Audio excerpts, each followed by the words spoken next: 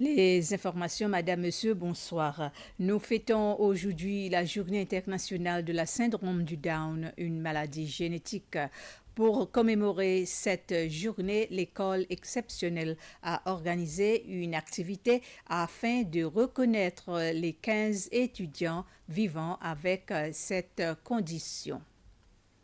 Une nouvelle association pour soutenir les enfants atteints du syndrome de Down ainsi que leurs parents.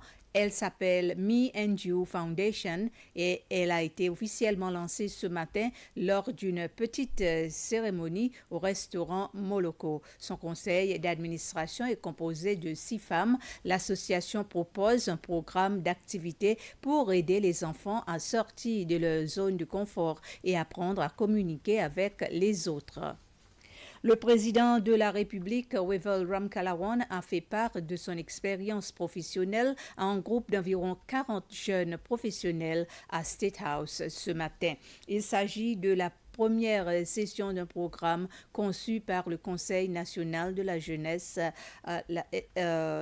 SNYC. L'objectif est d'établir un bon rapport entre les jeunes professionnels et les hauts fonctionnaires. Le SNYC souhaite organiser une session tous les 2 mois avec des fonctionnaires de différents secteurs. Au cours de cette première session, le président Ramkalawan a conseillé aux jeunes professionnels de s'en tenir à leurs principes et de ne pas abandonner facilement lorsqu'ils sont confrontés à des défis.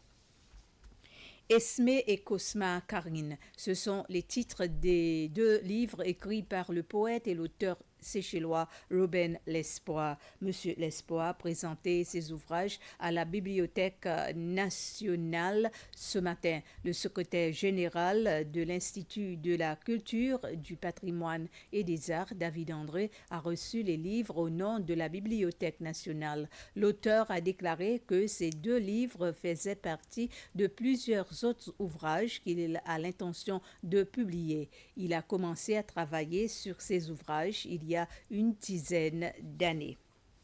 Les résidents de Cascade et de Providence sont invités à participer à une réunion avec les représentants du gouvernement la semaine prochaine sur un projet de gestion de déchets.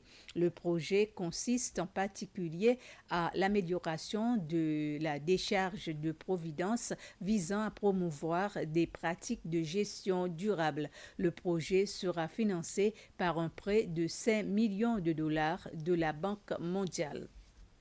Le Conseil des ministres a approuvé un projet de développement à l'Amitié à Grand-Anse-Pralin. Ce projet comprendra diverses installations récréatives telles que des restaurants, des kiosques artisanaux et une scène pour des spectacles culturels. Ce projet fait partie de plusieurs autres décisions prises hier par le Conseil des ministres. Il comprend entre autres le développement d'une stratégie d'éducation pour le développement durable. Le Conseil des ministres a aussi donné son aval pour l'adoption d'une loi qui accordera au procureur général l'autorité d'offrir aux individus qui ont commis des infractions mineures l'option de payer une pénalité supérieure à l'amende prescrite pour cette infraction. Cette loi s'appliquera principalement aux infractions faisant l'objet d'une peine fixe lorsque l'auteur de l'infraction n'a pas remis la pénalité dans le délai prévu par la loi. C'était les informations. Merci de votre attention.